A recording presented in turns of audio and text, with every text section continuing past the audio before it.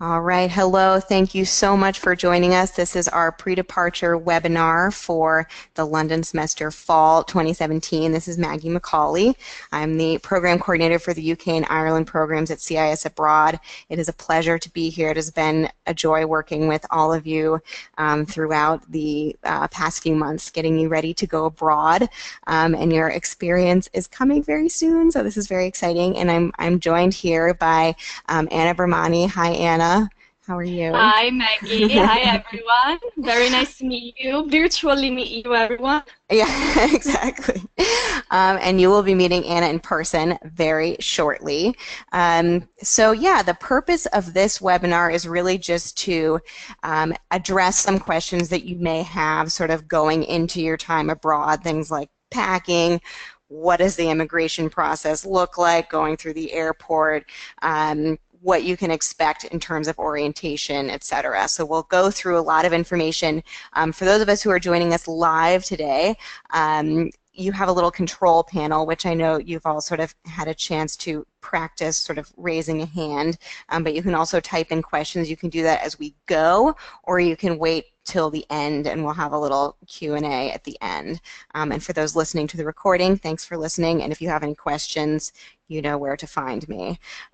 So with that, let's get started. Some people here for you to meet again virtually. You see me there scratching a goat. You've all met me before. You know my voice. You may be sick of it by now. And I actually studied abroad in London myself. It obviously made a big impression on me. I studied abroad in London. I studied abroad in Rome and Hungary as well. And then after I graduated from college, I lived in a couple U.S. cities and then decided I just remembered how enriching, how wonderful traveling was, how much it really taught me about myself and about other people. And so I decided to seek out more opportunities to travel, and I taught English as a second language in Ecuador and Peru, and then shortly after that I found my way to CIS Abroad, and here I am. So again, I can't tell you sort of what a profound experience that I had studying abroad and how I felt like I really learned more there than I have in any other context. So you are in for a treat. You're going to grow, you're going to stretch, and while you do so, you will be aided by Linda and Anna. And Anna, would you introduce yourself a little bit? Absolutely. Hi, guys. My name is Anna Bermani. I am your London site director. I'll be your on-site contact. You'll see me the day when you arrive here, the following day when we'll have the orientation and welcome lunch, and throughout the program, going on excursions together, several activities that we have organized for you here in London, and obviously I'll be here to support with any questions and problems, issues, or anything really that you have. Just reach out to me. Yeah, and I'll be your friend here in London. As you probably can hear from my accent, I'm not from London, I'm not from the UK, I'm originally from Italy.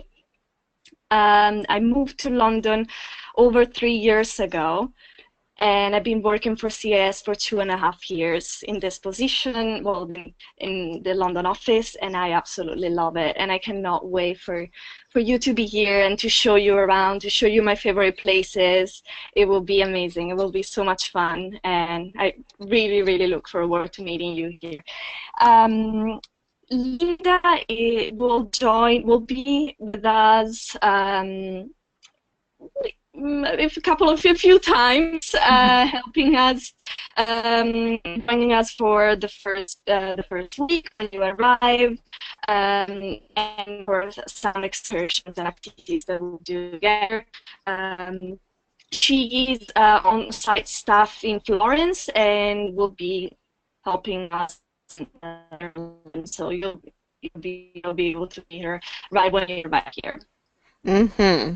And yeah, you were breaking up a tiny bit, but just in case any of that sort of didn't come through, she's sort of currently Florence on-site staff, but we'll be joining the London staff too. So you'll be meeting Linda. So yes, thank you for the intro. I'm going to move on now. And again, if you have questions as we go, you can address them then, or you can hold your questions to the end. All right. So first things first, things you might be thinking about already. What do you pack? And really, I would say bring as little as you're comfortable bringing. You know, if you have a little space in your suitcase, that's a really good thing, because you'll definitely find some fabulous things along the way that you'll want to take home. I would say bring sort of one large checked bag and a carry-on bag, and then, you know, a purse or a personal item. And one thing I would also point out, just make sure you know what your airline's restrictions and terms are with regard to baggage. Make sure you know sort of going in whether they charge for a checked bag and things like that, and what the weight restrictions are, because that, you know, you can plan for that when you're home, but it becomes harder to start scooping things out of your checked bag as you're in the airport line, which I'm not saying I've never done it, but it's much tidier to just know the weight restrictions and weigh your bag before you go to the airport. The picture that you see here, these little three-pronged devices are adapters. Basically, the plug shapes, the outlet shapes in the UK are a different shape than the plug shapes in the US. So in order to plug in your appliances, you'll need one of these adapters. And they come in various forms. I actually kind of recommend the ones that can be a few different shapes. Like there are ones that you press a button and it clicks out to, you know, the plug shape that you would find in, say, another country in, you know, in Europe, because you may find that you're inclined to travel while you're abroad. And if you do find that, you will find that these adapters might not work in a different European country. So adapters that can change shapes based on different countries is a good idea. You could also get a converter, because in addition to being a different shaped plug, the electrical current is actually stronger in the UK and in Europe in general. So you may find that if you have appliances that you want to plug in, if you plug them into a converter, it'll sort of prevent it'll adapt the current so that the appliance that you have doesn't get damaged.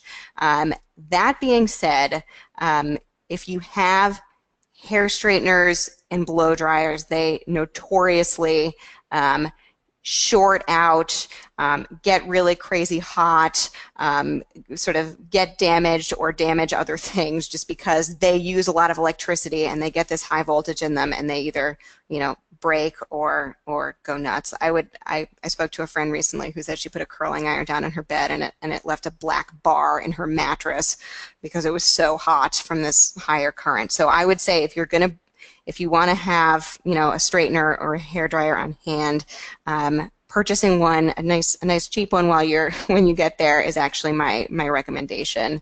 And what else can I tell you? Check for, you know, when I mentioned the converter, check for some appliances are sort of dual voltage, and you'll actually, I never noticed this until I started looking, but a lot of appliances actually say what voltage range they can take.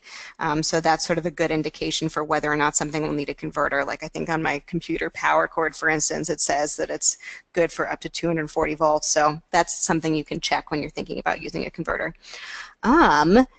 Anna, would you talk a little bit about sort of what people can expect from the weather, just so they know sort of packing what they might need? Yeah, changeable, I would say. It's not subjective to describe the weather over here. The whole semester, well, absolutely bring a jacket, a rain jacket, comfortable shoes, because we'll be traveling all over the city, and I'm sure you'll be planning to travel to Europe as well. So a few pairs of good sneakers, good shoes that you can walk in for long, then I would definitely bring those. And then I wouldn't bring too many games with you because there's so much here. There are so many shops that you can go to, and shopping is a big part of life here. Every students come here with big bags, and then they leave with like two bags here, and they leave with 4 bags. Right. So yeah, no, I mean everybody will be, I'm sure, shopping a lot. So don't bring just the few things that you will need for the first few couple of weeks, and a good jacket, a good coat, good quality that can keep you warm. Those are things that I would say are necessary. Again, no, don't bring any straighteners. I brought mine from Italy and it died 2 weeks after I moved. So you can find them really cheap at Argos, as well as cheap clothes. You can find them at Primark. Everybody shops there, and you can find really super cheap things. So no worries about packing too much. Come light.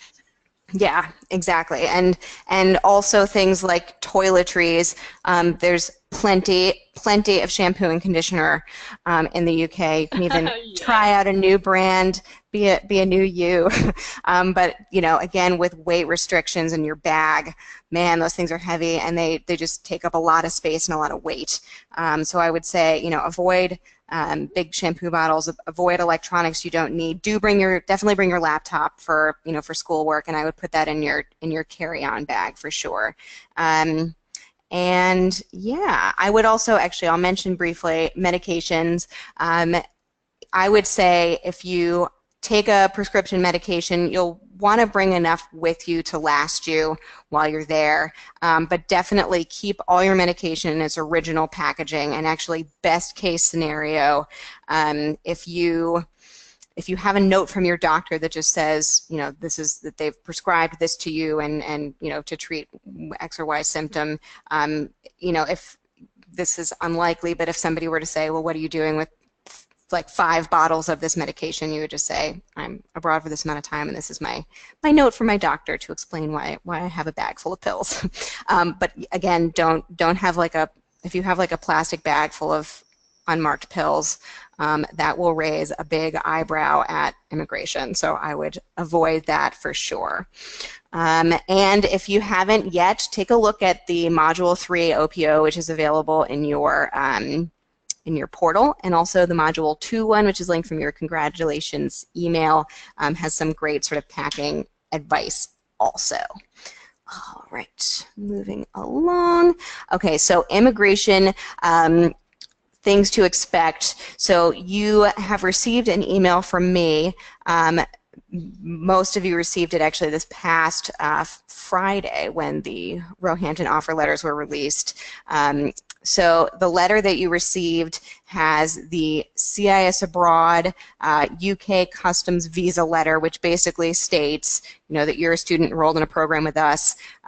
You've covered your finances through CIS Abroad, and you also have a letter stating that you're enrolled in health insurance for the duration of your time abroad. And you also received your very important, please print this out in color, your Roehampton offer letter, which came from, I've sort of forwarded you from Roehampton. Please print these 3 documents out. Have your passport with you, which needs to be valid 6 months past your return date, which we've checked. I know we've been checking as we go, but definitely just double check the date on your passport. And then also you'll need proof of funds, which is basically the simplest way to present this would be a bank statement showing that you have access to sort of a few $1,000s to cover your expenses while you're abroad, because this sort of demonstrates that you will not be going abroad to work. You're definitely a student, and you know that you can sustain yourself. If you don't have that amount in your bank account, you can also have a parent write a letter to sponsor you. They can provide their bank statement, a letter of support, which I can help you get it. I can send you a template for that. And then a good idea would maybe to be present a copy of your birth certificate and a copy of your parent's passport would show 100% that this person is your parent. You're not likely to be asked to demonstrate this person is your parent, but just in case, again, it's like going through immigration. The best favor you can do yourself is just say, I have all of these documents to support anything that I might tell you. So doctor's notes, return flight information. If you have your return flight booked now, that's great. I would print that return flight information as further confirmation that you're staying for the length of time that you're planning, that you're stating that you're staying for. And when you go through immigration in the airport, say that you are a student and that you will be getting a short-term study visa. You know, if you're bashful going through immigration and you just sort of give them your passport, they might give you a tourist stamp. Please make sure that they sort of know your story. Tell them that you're looking for this short-term study visa so that you get the right stamp in your passport. It's very easy to do. There is also an advance option that I think a couple of you expressed interest in, but I don't believe anybody went ahead with that option. At this point, because the Roehampton offer letters were generated just this past week, it's a little hairy to go about the advance option now, so please do get in touch with me if you're planning on doing that, because you have to get a biometrics appointment and get your passport sent back to you in the mail before you leave. So that could come pretty down to the wire at this point. Okie doke. Moving along to other things you might wonder about sort of in preparation for this arrival. So you will be receiving from me a pre-arrival sheet a week to 2 weeks before you leave that will have just sort of information, suggestions, phone numbers for what happens if something goes wrong while I'm traveling. So for instance, if your flight is delayed, or if your baggage goes missing, or things like that, sort of how to address those situations. And then the last page is an emergency card that has information about emergency phone numbers. You'll have the 24-hour CIS Abroad emergency line here in Northampton. Our London site staff also has an emergency phone. So just how to reach us, how to reach the police if you need to, how to reach the embassy if your passport goes missing or something like that. So that's a really important document to print and have with you. So I would put that in your carry-on along with your sort of important visa documents, your passport. I'd bring credit cards and bank cards, all of that with you in your carry-on too, for sure. And also, I would bring some pounds with you. Most banks would be able to set you up with some Great British pounds before you hit the road. And in the highly unlikely, and I mean, I have not heard of this happening yet before. Technically, the UK Visa Authority reserves the right to charge a student for a short-term study visa. If you do the advance option, you have to pay £93 to do it in advance. They technically reserve the right to charge you at the border. I have never heard of it happening, but it doesn't hurt to just have, you know, maybe take out £100 or so just to have that money on you in the, again, highly unlikely situation that somebody might ask you for it.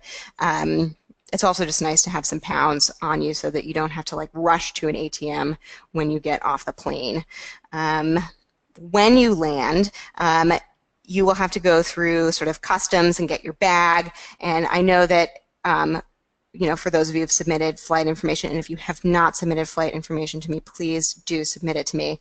You know, the time that you quote as your arrival time is probably not exactly when you'll be walking through, you know, the departure, walking into the departure area, I'm sorry, the arrival area after you get your bag, because it does take time to go through immigration and baggage, etc.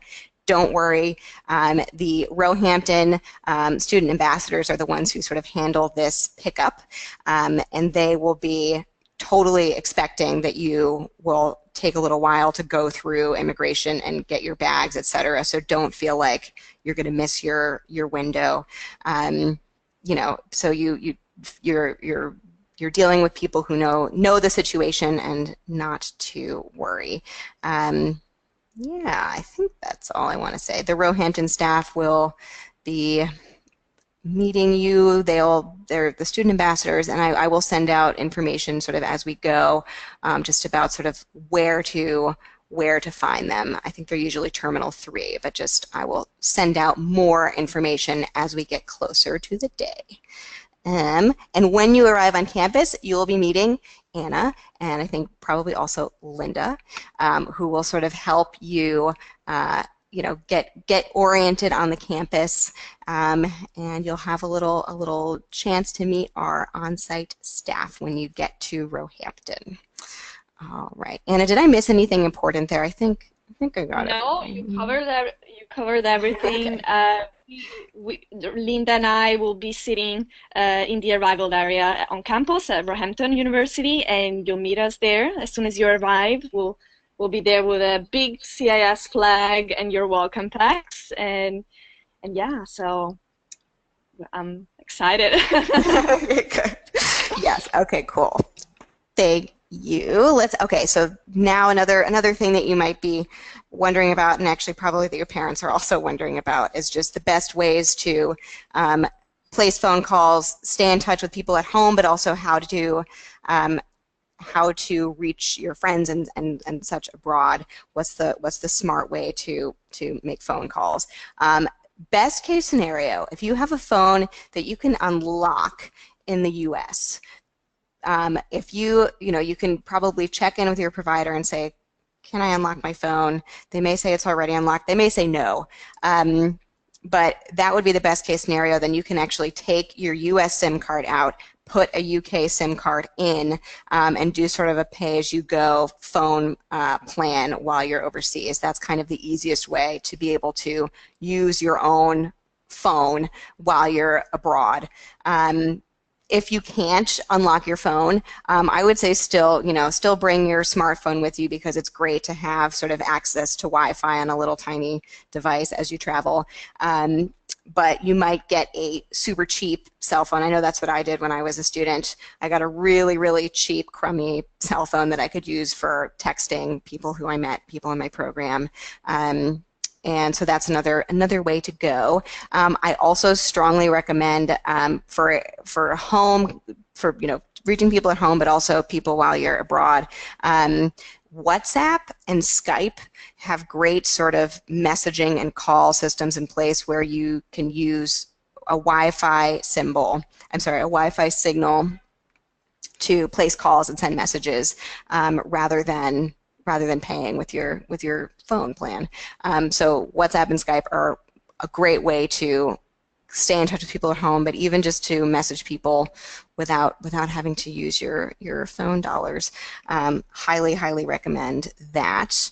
And also just make sure you know on your smartphone how to manage your roaming settings, because you'll find that if you're accidentally roaming for 3 days, that's going to be a very hefty mistake, a very pricey mistake. So I would say just make sure you know how to manage those settings on your phone.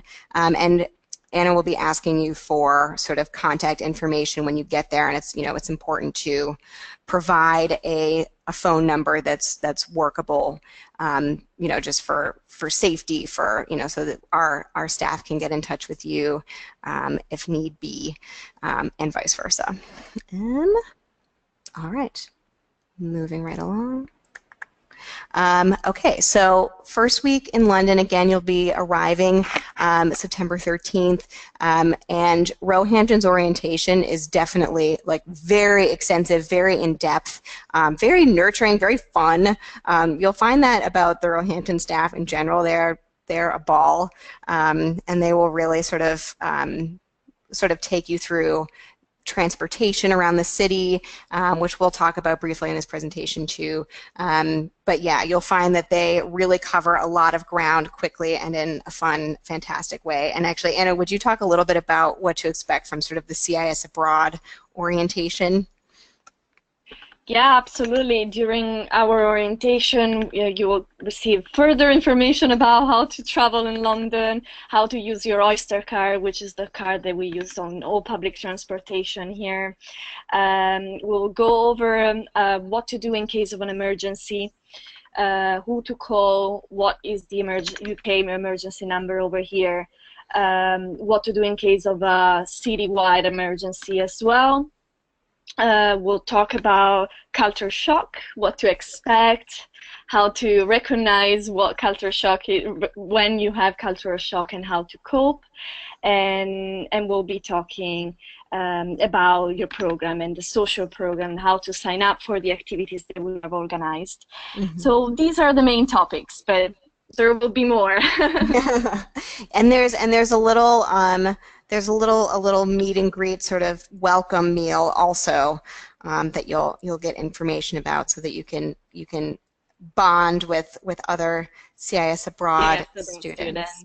Yeah. Correct. Which is nice. All right, I'm going to move along here, and I'm gonna ask if you would actually talk just a little bit about sort of life in London in general, what to expect from this sort of fast-paced but super fun cultural city. Yeah, I mean, fast-paced is very right. I would. That's exactly the adjective that I would use to describe London. Fast-paced. People are running everywhere. Everybody is commuting somewhere, going to work, going back home, going out. There's always something to do here, day and night. Lots of free activities. Lots of museums are free. We have so many museums in this town, and they're actually one of my favorite things here. And again, they're free entrance. We have beautiful parks, pubs, obviously, which are pubs, and beer drinking is part of our culture. There is a lot to do. I lived in New York 1 year, and I also lived in Berlin in the past. And I must say that London is the city where I always find something to do, and it's quite affordable. Everybody thinks that London is super expensive, which it is for some things. But if you want to go out and have fun, there's always something that is affordable. There's always something that you can do and not pay £100. Right. So that's definitely a plus. That's definitely an advantage. Talking about health and safety, I would say, generally speaking, London is a safe city, but still, it's a big city. So the rule is be aware of your surroundings.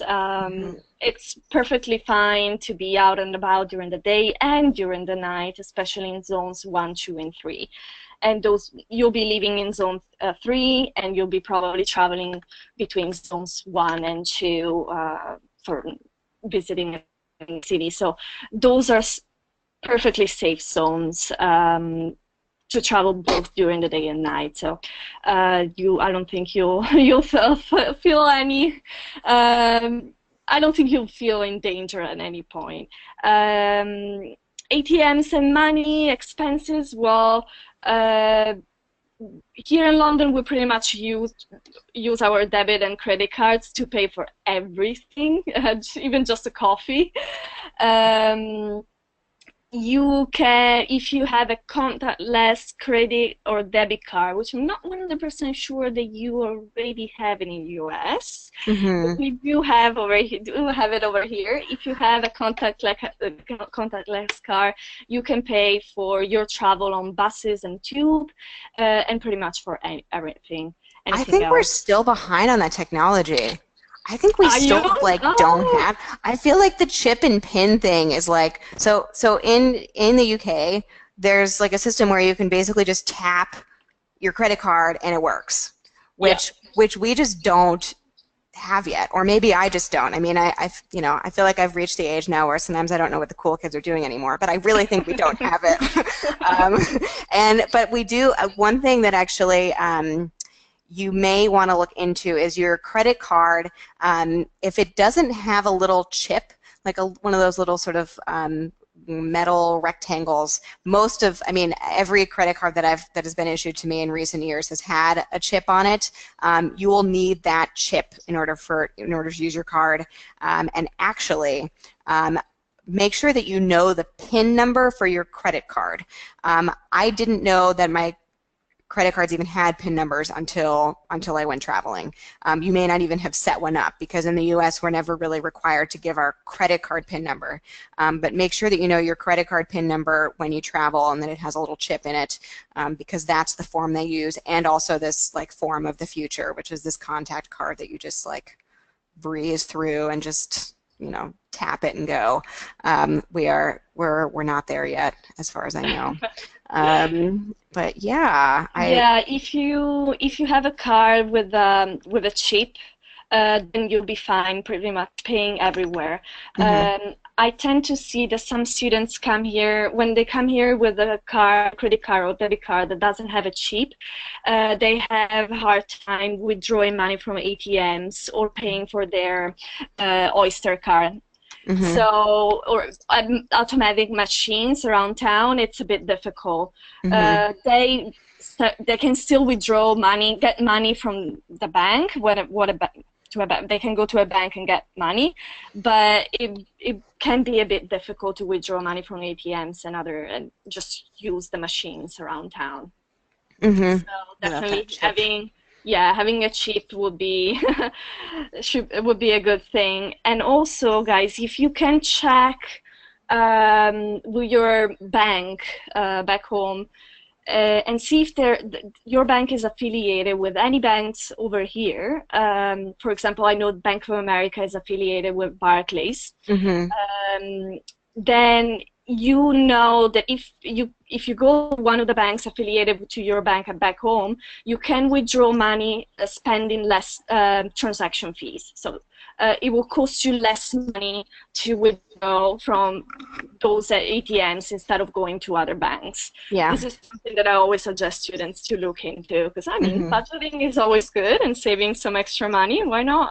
Exactly. Yeah, and the foreign transaction fees for taking money out can be sort of unexpectedly high, like $5, $6, $7, which, if you're taking out like 20 pounds at a time, you're taking 20 out and you're spending 7. So, just be aware of, I would check in with your bank, first of all, to say that you're traveling so that they don't, if they don't know you're traveling and they see all this activity overseas, they might get suspicious and flag your card and shut it off.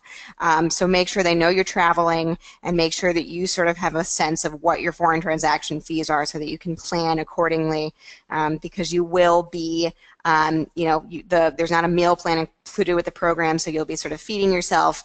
Make sure that you're not sort of throwing money away unnecessarily as you navigate your new city life. All right, I'm going to scoot along to the next. Oh, transportation. And if you would just touch briefly on this too, Anna, you will be getting an Oyster card from us, which is a great help. The Oyster card you can use for buses and the tube to get around. But yeah, Anna, if you would talk a little bit about this too. Yeah, so the Oyster card that you will receive in your welcome pack is the card that you're going to use on whole public transportation and mainly buses and the tube, which is the subway, how the subway over here is called. It's really, really easy to use it and really easy to get around town. You can get anywhere just by taking the train, the tube, and those areas that are not connected by tube, then you can easily get there by bus. For example, from your campus, it's super easy to just take a bus and get to central London, or take a bus to the nearest neighborhoods, which are Putney and Hammersmith, and then take the tube from there and get to central, so zone 1. You'll see very, very easy, and we'll go over how to use your Oyster card and how to travel, get around London during the orientation, so you'll have all the information. But do not fear. Do not fear getting around and traveling around the city because it's very well connected for sure. and not just in the city, but even outside the city. If you want to travel to, let's say, Brighton or Oxford or Cambridge, so visit the English countryside, the beautiful English countryside. It's really easy to do it from London just by taking some buses. For example, we have Megabus, which I believe you also have in the US. Oh yeah. Yeah, we have Megabus, we have National Express, and you can just literally in 3 hours you're in a new town.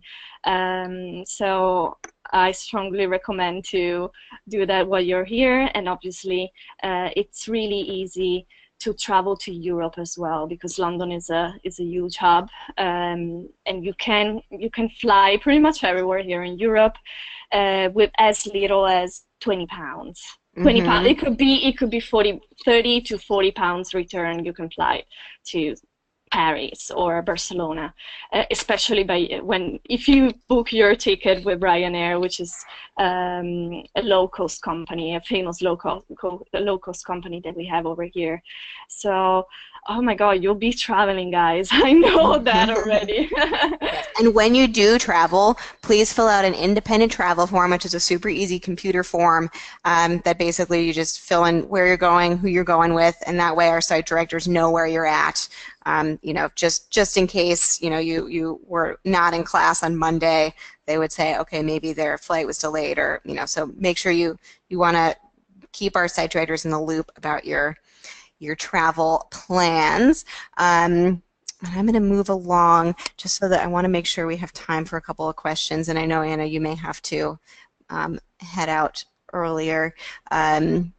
But okay, so I almost want to like go back for a second.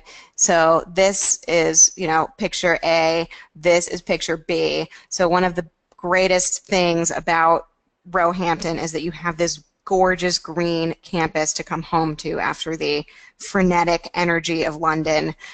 So, you know, again, it's like the area we just looked at is sort of zone 1, so you're going to be in zone 3. It's like London is actually 9 zones, so you're still sort of in what's considered central London, but you're not in the traffic, the noise. You've got your beautiful oasis here at Roehampton.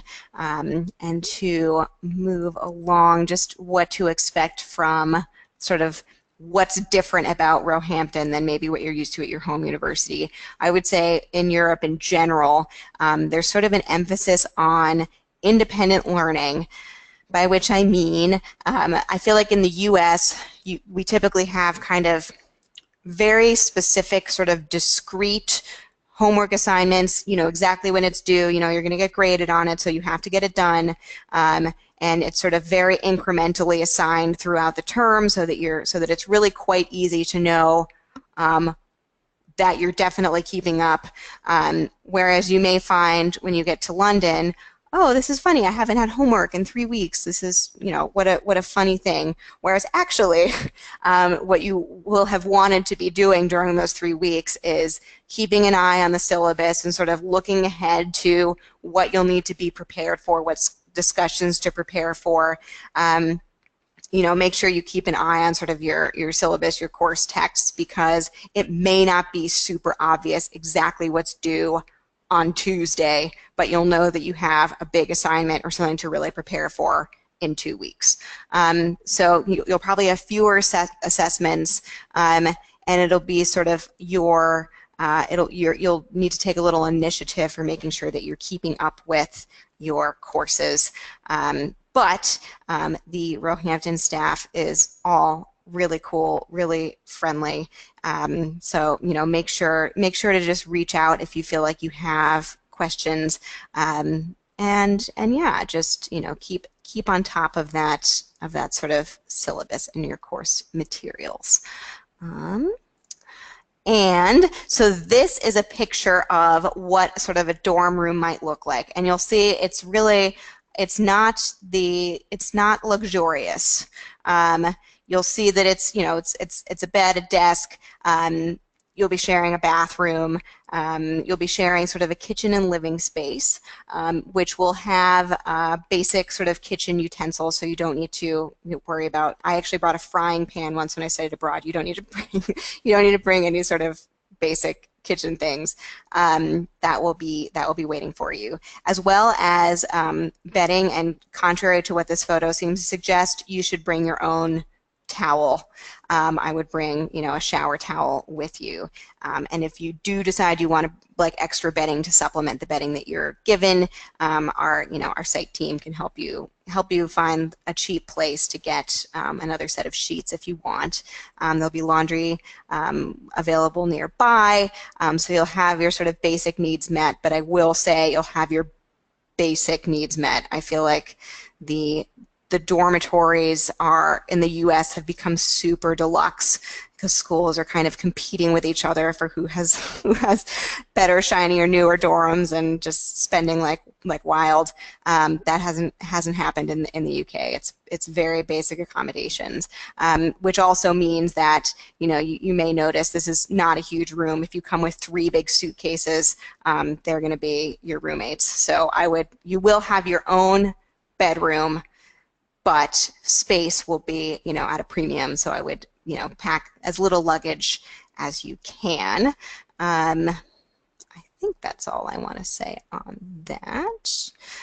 And now, okay, so now for the fun stuff. So sort of you've got some great excursions and things included in your program. And actually, so as a CIS Abroad participant, you have our social program included in your costs. You also have the option, if you would like, to purchase the Roehampton social program through Roehampton, which I actually sent an email out on Friday if you want to book their sort of excursions, their social program package. That is available to you too. If you don't book their package, you will still automatically have all of these things. So we're actually, Anna, would you talk a little bit about what our social program looks like? Yes, so we're in the process of finalizing it, but these are some of the activities that almost 90% you will find in your social program. The social program is available for all our students on site, so not just you, Roehampton University students, but also our Westminster students who will be studying at Roehampton at Westminster University during the fall semester. So you'll have the chance to meet other students, other American students studying abroad. Well, we have quite a few exciting things on there. We have the weekend excursion to Edinburgh, Scotland, which is usually the favorite excursion and favorite activity of everyone, and I love it. I cannot wait to take you up to Scotland. It's beautiful. We'll be doing a market tour, most likely Portobello market tour. We will have a one-day excursion. We still need to, we'll finalize this in the next couple of days. It could be either to Brighton or Hampton Court or Westminster or Windsor Castle or any other cities, towns nearby. We will definitely have the high tea, the afternoon tea, which is actually one of my favorites. We'll be sitting at a nice hotel, having the traditional tea and with scones and little sandwiches, and it will be great. I cannot wait to show you this tradition. And then we'll definitely go to Westminster Abbey, which is a UNESCO World Heritage Site, and we'll get the chance to hear the angelic voices of the Westminster Choir singing during the Evensong, which is the afternoon service. So there will be quite a lot for you to look out, and we'll explore the city together. Awesome. Thank you very much. And all right, so I'm going to wrap this up super, super quickly, and I'm sorry to be rushing at the end here. I did send out a contact release form a little while ago, so if you want to submit your information, then I will share it with other students who have decided to submit their information, and you can get in touch with each other before the program starts and sort of have a little chat going before you arrive. If you're interested, no pressure. I will pressure you, though, to join the Facebook group if you have not yet done so. And we have come to our questions phase. It's 10:59. So do we have any quick questions? I sincerely apologize that this has taken, but I feel I must have blabbered on longer than I intended. There is another webinar starting shortly, so I'm worried we're going to get booted off of our webinar session. While you think about questions, one thing you might wonder about is just sort of course registration. You've already submitted module selections as part of your initial application, but a couple weeks before you get on campus, you'll sort of be able to log on. I would say 1 to 2 weeks before you arrive. The timetable will be set. You'll be able to log on and see sort of a preliminary schedule, and if you see things that you want to change, you can adjust them when you arrive. So you'll have a chance during orientation to finalize your schedule, and then you'll have a 2-week add-drop period. Make sure your home university knows about any course changes that you're making. Okay. Sorry if I'm speaking a mile a minute. Anna, do you have anything you want to add? Again, it's like 10. It's about 11 now. So sorry to be cutting off the question and answer section. But again, if you have any questions, please do email me, write to me, call me, and yeah, you'll be over there soon, and I hope you feel more prepared than before. All right, so last call on questions. I just want to say that I cannot wait to meet you all and to spend 3 wonderful months together here in this wonderful city and explore together, and yeah, just cannot wait to meet you. Well, thank you so much, Anna, for making time to join us, and thank you so much to everybody who's tuned in and for anybody who listened to the recording. I'm super excited for you. Again, studying abroad in London changed my life, so I think you'll have a similar response, and again, it's been a joy working with each of you. So please get in touch with me with any questions, and I think with that, I'm going to call the webinar concluded. So bye, everybody. Bye, Anna. Thanks again. Bye, Maggie. Bye, everyone. Bye. Greetings from London. Bye. Bye. Thank you.